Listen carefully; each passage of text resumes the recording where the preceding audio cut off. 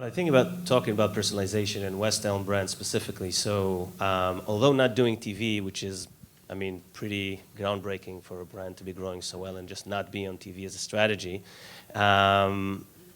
is that they actually do have a lot of video content because they believe in video and they want to tell people about their craftsman work and how they create, you know, what they're selling, and they're trying to create a brand, and they have a lot of content on YouTube and others. And when you think about personalization, I think it's a big opportunity to, following up on the discussion before, how do we tell the West Elm story about craftsmanship and fitting it to the right different, because they have a lot of different types of consumers, they have a lot of data behind it. So produce video content that's really relevant from the data to the right people. You can always also include all the prices and items in stores and all that stuff that creates a lot of value and performance as well. But I think generating and thinking in advance on how to tell the story through video, there's a lot of opportunity with, you know, with that brand and with any brand. Yeah, and I mean, I would say also West Elm's sort of uniquely positioned that our, you know, our brand and our products have large-scale story. Oh, hello.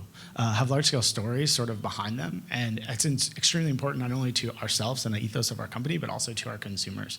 And things like video are really amazing because they can bring forward not only more information about what the product is that we're developing and how we've gotten to this place with the product, but also they can help evoke those emotions that really help to drive people into the store and actually help them complete the purchase. And not only that, but feel really good about that purchase and feel good about showing off this item in their home. Before we run out of time, I'd like to bring up the concept of retargeting. Retargeting is something that we really all still think of, I would say, overwhelmingly in the context of display advertising. But let's talk about how video can be used in retargeting and how West Elm might be leveraging that. Yeah, so we kicked off a bunch of basically prototype or pilot programs with retargeting video over the last 3 or 4 months now, and we've set a pretty solid ad cost benchmark that we used for all of our different campaigns to basically show that the ad cost that we're spending is being superseded by the revenue that we're ultimately driving from that campaign. And we set and I can't get totally into specifics, but we set a pretty solid benchmark that was probably a little more aggressive than some of the other targets that we utilize, and we've seen consistently. Seen ourselves consistently hitting that and exceeding that in a variety of different ways. So for us, video retargeting has been extremely powerful. I think there's lots of other levers that we can sort of pull in that world to even make it more powerful. But I think the crux of the matter is that getting the right message, that right story, that bigger brand story in front of the unique individual who's actually trying to find out more information about this product is extremely important, specifically for the West Elm brand. I think that probably applies to a lot of brands, really, but at the same time, because of how we're set up, it's been massively successful for us and something we'll continue down the path with. Would you like to address how retargeting is laddering up to outcomes? Yeah, really? well, we all know retargeting from those, you know, you go online, you look at a shoe, and then you just blast it around with that same shoe, even if you bought it, and you just continue seeing it. And that's what we kind of know as retargeting. When we're doing video retargeting, and in this example, it's a lot more about just finding consumers that are known consumers to the brand. But the story is a lot more about the brand. So most of the ad was still about elevating the West Elm brand. It might have some of the products that people saw, or it might elevate some of that, but it's very different to what we know in display, while still maintaining a super high ROI, which we're very happy with. So we're entering an inflection point with video, just as we did at the beginning of digital, in which planning and execution can seem like an insurmountable obstacle to people who have been doing this the same way for X number of years, and then suddenly they have to do it differently. Can you offer any best practices in getting this stuff done, getting initiatives off the ground? What are some best practices for getting your feet wet? Sure. I mean, I'll also take a second to also just mention to everybody that probably video is going to change dramatically in the next few years as we start talking about live and 360 and VR and all sorts of stuff like that. But that's a whole different topic for a whole different day. So we're going to have to go through probably this sea change again very soon.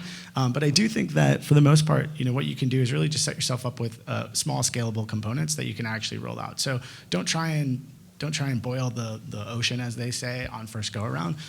Start attempting smaller tactical solutions to actually make some stuff work, to understand where your investments and where you need to actually continue to invest. I think that's extremely important, because as you get into the world of retargeting, as you get into the world of video too, I mean, it's complex sometimes to create videos. It's complex sometimes to create multiple videos that would then be able to personalize to those people in a meaningful way when you're retargeting. But it's important to sort of set the bar at a place that you can understand the value and then keep adding on as you see where it's working. Oftentimes you'll also find that some content types work better than others. I mean, this is a standard, digital channel we're working with, and all this stuff goes into making it a success. Yeah, well, I think the question was also about the value chain, the existing value chain. So I think we're doing that's a little bit special, and I would say different, is that what we found out that it's really hard in the current ecosystem and value chain of a creative agency that thinks of a TV brief, and then a media agency that executes on specific media metrics, and then a separate measurement vendors, even if they come. And it's really hard to get to an iterative process where you're generating, well, first you start with the data, all right, who's my audience, what's the products like? And then you generate different stories according to the products, you run it against audiences, and then you get the feedback loop, and you see what's working, what's not, and you keep on changing. It's almost impossible to do that in the regular ecosystem of how things work. And just because everything we do is about personalization, and we're running, tens of campaigns a day and constantly do it, we had to feel like we got to take a lot of that value chain in-house. So we have a creative shop, almost a small creative agency that works with creative agencies to make sure it works. And data goes from creative to media, and media communicates with creative because they're they turn around because that table's right there, and they can actually work together, where opposed to the current ecosystem, they might be in different countries. So I think the value chain really needs to change to support personalization and iterative creative, and I think it's a great opportunity for us. That's why I think we're growing fast, and to work with agencies to show them how it works.